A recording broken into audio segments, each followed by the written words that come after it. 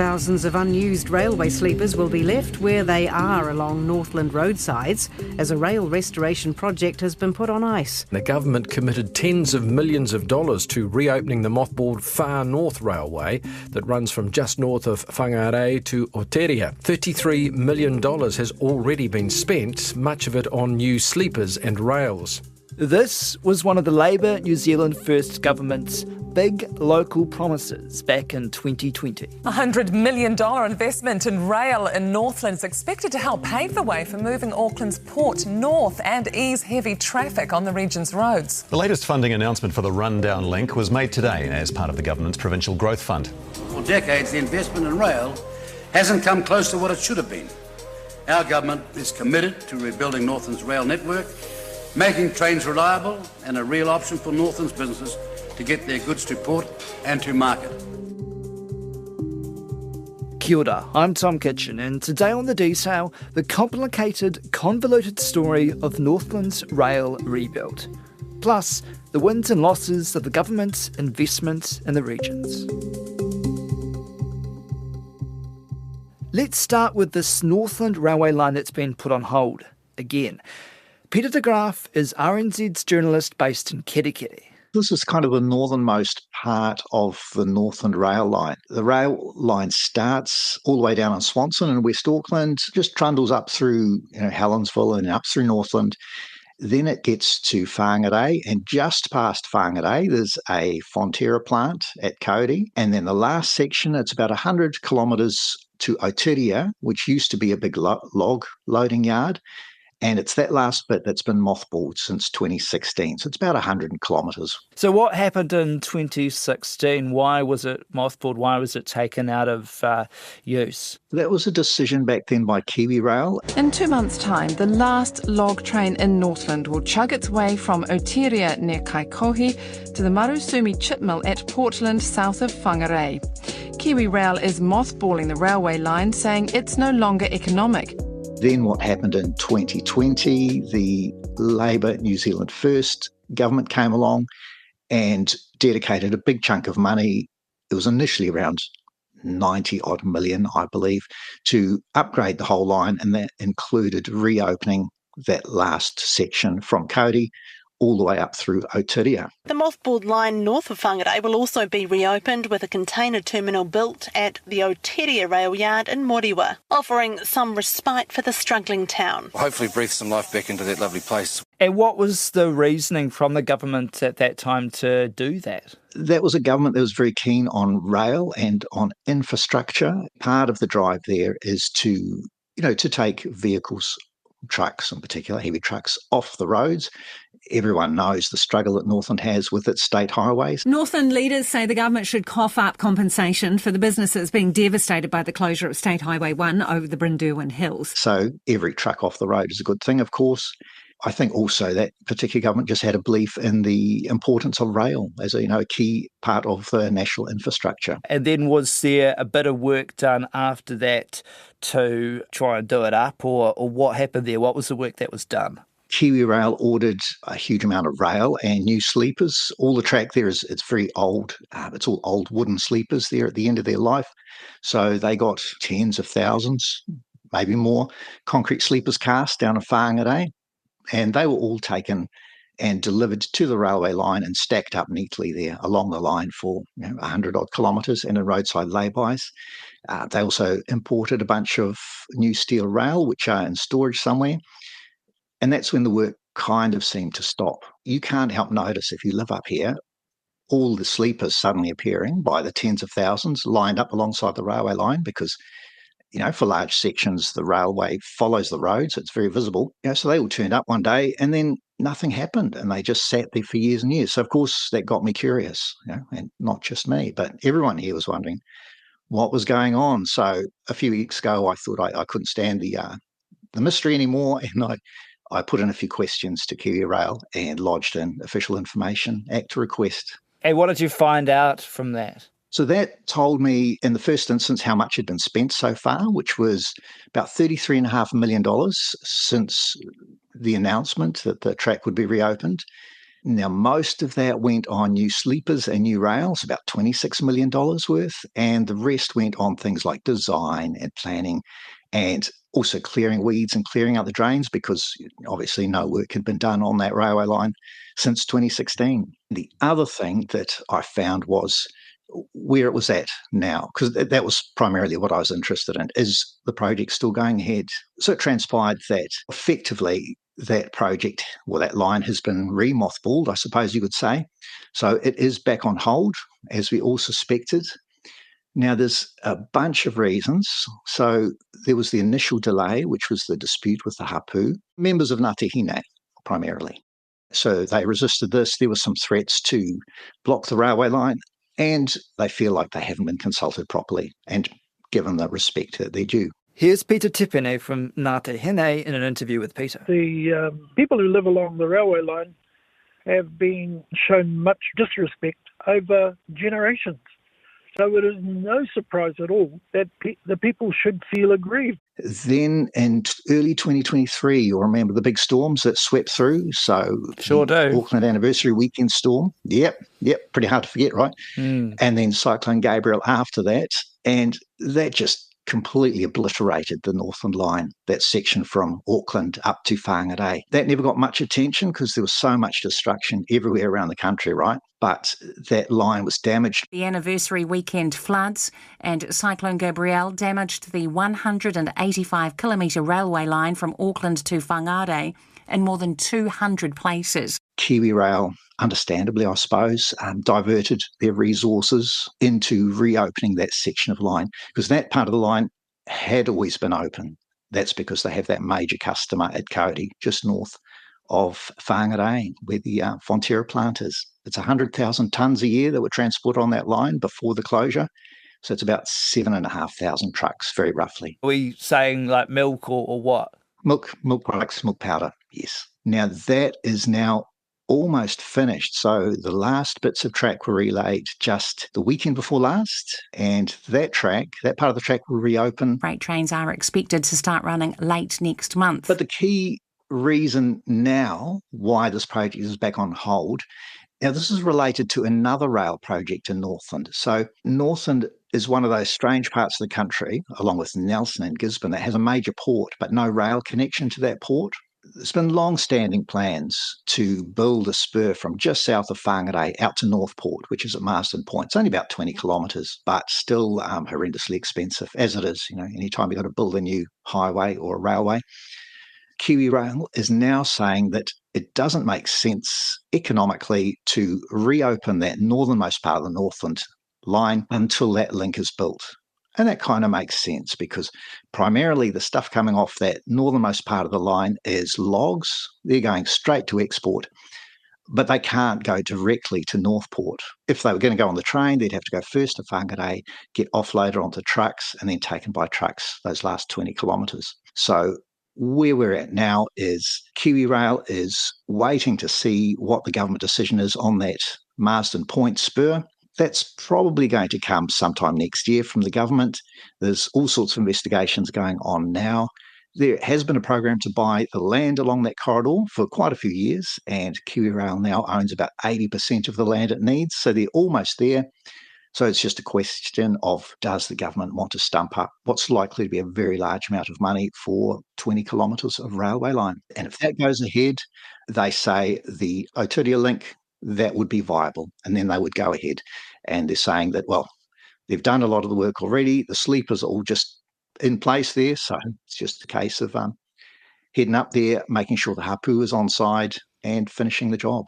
But yeah, no kind of indication as to when it could be complete? No. Kiwi Rail's expecting to have a very detailed design report ready for the government ministers probably early next year. But is there any talk of this being wasted money? I mean, this 30 million that they've already spent? Certainly that's the accusation. I put that to Kiwi Rail. So they told me that they don't believe any of it is wasted because the rail is in storage. That can be used anywhere in New Zealand. And the sleepers, they say, well, while they are currently spread out across the far north, of course, if the project goes ahead, those will be used there. And if the project is eventually scrapped completely, then they can be collected up again and used elsewhere in New Zealand. So there was also a few $1 million spent on things like weed control and drainage, and KiwiRail says that's the kind of stuff that they really have to do anyway. This was a Provincial Growth Fund initiative, right? Part of the funding came from the Provincial Growth Fund initially. There was also a very large chunk of money from the New Zealand Upgrade Program. What do you think this says about the success or failure as such of the Provincial Growth Fund or, regional investment like this? Been a mixed bag. I suppose the ones that get attention are the ones that do fall over. This is a classic example. There are many, however, that we up here in Northland have benefited from, I suppose. So I can think of things like a lot of roundabouts, that people up here were clamouring for decades, really. And they never got off the ground, or they never kind of met those NZTA criteria. And those were completed with Provincial Growth Fund money. Do you feel like they're putting money here into a dead duck? Do you feel like the rail actually has some benefits? Or do you feel like they're just putting money in for the sake of it? Yeah, fair question. So that section from Auckland up to Cody, I don't think there's any question that is worth reopening. And that's the work that's pretty much finished now anyway. So as well as repairing the storm damage, what they did there was they lowered all the tunnels so that now that line can take big modern containers, and it can take heavier trains. That will now turn into a really useful rail line. And, as we've noted before, the roads here are terrible. They're congested. They are very vulnerable to storms. So any extra kind of transport link between here and Auckland is a great thing. The northernmost part of the line, that is a good question. Does that make economic sense? And I think this is why KiwiRail is holding back on it, waiting to see what happens to the Marsden Point spur. I guess they need to find out, just how many customers are there up in the far north who would make use of rail. We need to ask the bean counters on that one. And then there was the big idea to move the ports of Auckland to Northland, and that can't be done without a railway line. Peter says it looks like that's on hold too. Now, Moko Te Pinia is the mayor of the Far North District. What does he think about a railway line from Cody to Aotearoa? They've got to be open to any and all investment in our district, including what came through the previous government with the funding to get this line back up to scratch, and then to also have a bit of an inland port at Aotearoa in Moerewa. Definitely in favour of anything like this, especially anything that will help us get those big trucks off our roads, because I know the whole country's sort of dealing with third world roading, but when you cross the border from Auckland into Northland, it goes downhill from there, So, but he doesn't have high hopes. As a mothball then going to become a year or 2 or 3 down the track, it just gets completely too expensive to even reconsider. So this is just a bookmark for actually we're canning it. Yeah, that's the fear. I mean, are you frustrated or annoyed by this at all? I am frustrated. I mean, what I don't want to see happen is that the investment that was going to go into the renewing of this line then get pulled. And actually, they've already spent some money on it, right? Yeah, it then gets pulled, but then we don't get it back in return in kind to use where we see fit, or to bring forward some of our roading projects to get that back up to scratch, or to put it back into transport up here in the north. So it's a huge mess that we are kind of just here, like chewing on your fingernails out in the sticks, trying to get ahead in Wellington and get some money and get some investment and get things back on track for our people up here. What's frustrating about this is that it's a pause, but it just leaves a whole heck of a lot of uncertainty. So if we knew timelines around when we can expect this, then we can plan, at a local government level with our central government agencies, with the private sector, around what that actually looks like. With the rail line, it was looking like, cool, we're going to be able to set up to be able to send all of our logs, all of our produce, all of our goods to Aotearoa, to Moerewa here in the mid-north, and be able to send it down to Auckland, eventually to Northport and Whangarei as well, to be able to send it all around the country and to the rest of the world, and to get it off our roads at the same time. So this just gives that uncertainty, because if we don't know when or what or how, we can't plan for that. But yeah, I was going to ask you, so you are assured that there is the customer base up in that area, up in your area, that would use this rail line? Because, I mean, the one that goes to Cody, I understand there's a Fonterra plant there, so that's kind of the only customer. I mean, the fruit and logs go up that way, do you know?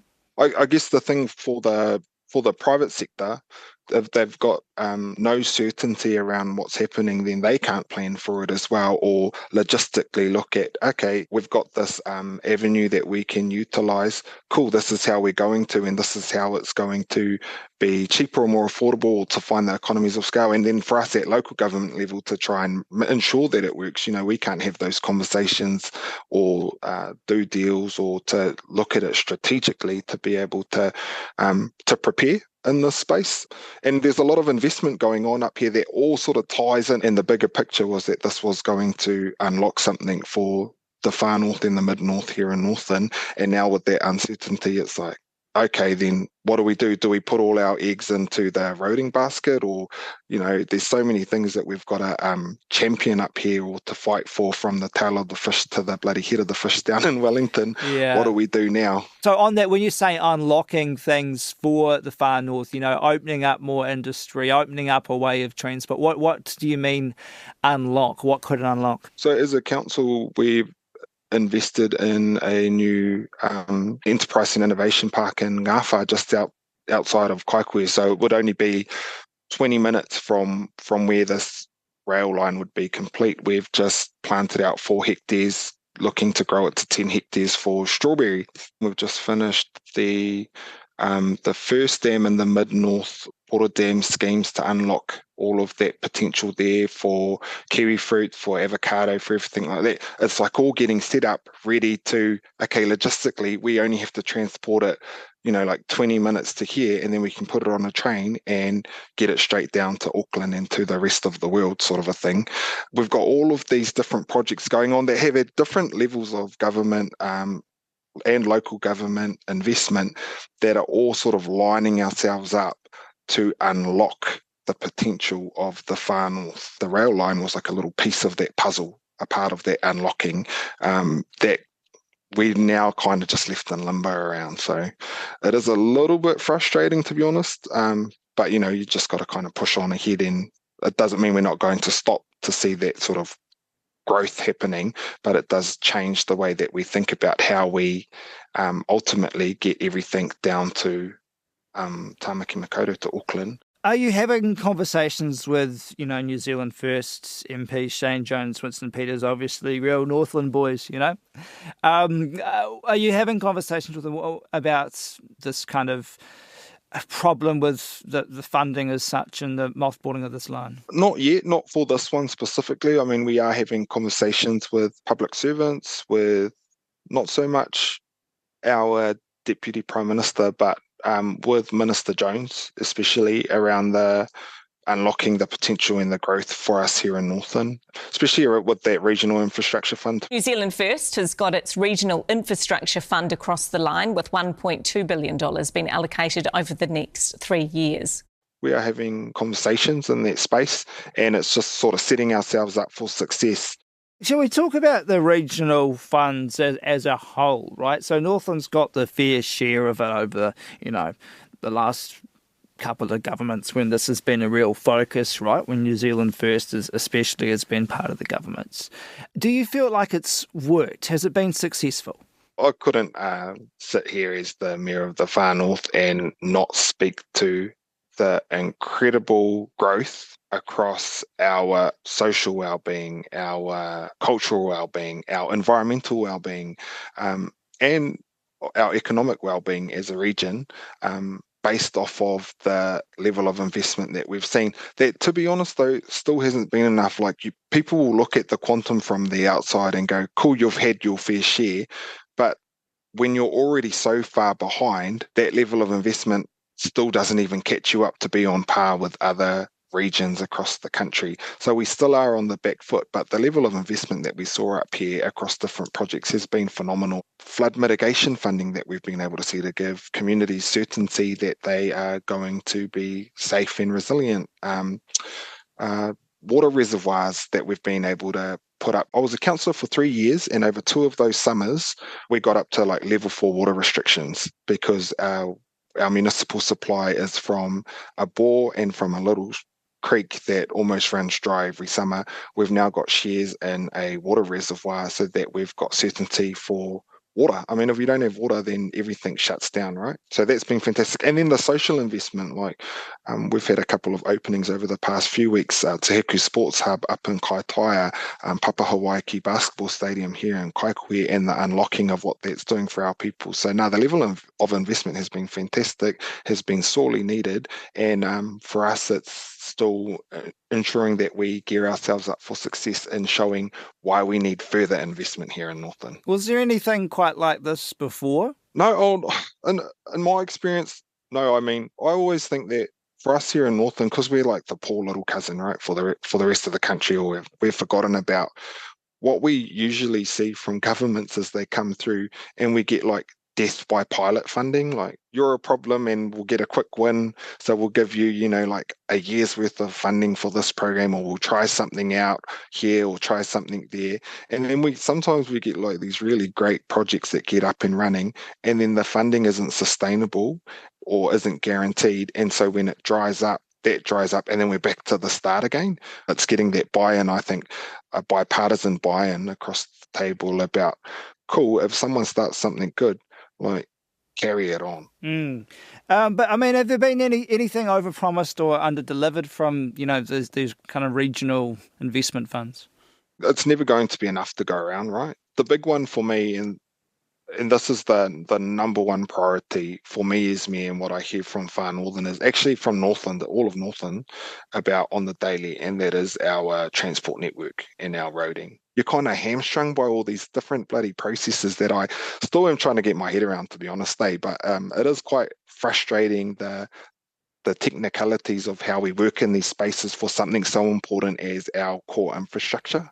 So you kind of feel like, you've been promised with, some development there or some improvements, but nothing's really come to a head, and you're still kind of in this state. Yeah, exactly. I mean, and we're still working through the details so that we can get the solutions we require from our ministers. But going back to roading, not to be a broken record like our broken roads, but going back to roading, like the North Island weather events, Minister Brown has just announced specific funding for all of us councils who were affected by that. Northland's getting $13 million for local recovery funding from central government to address that.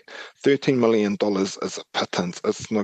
That's for us to share, for me here in the Far North to share with Whangara and Kaipara. I think we get earmarked for $9.5 million, but we still have 35 slips from that. And each one of them is going to cost more than $1 million to fix. So yeah, it seems like some of the social kind of infrastructure has improved. But in terms of, transport and what you need to get around, that's somewhat lacking.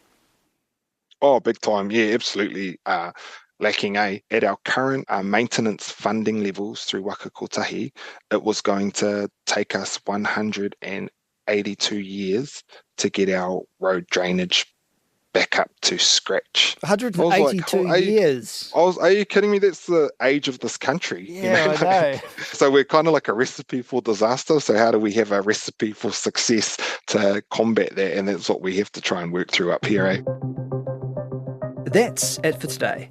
The Detail is a newsroom production supported by RNZ and NZ On Air. This episode was engineered by William Saunders and produced by Gwen McClure and Alexia Russell. Thanks to Peter de Graaf and Moko Tepenia. I'm Tom Kitchen. Mā te wā.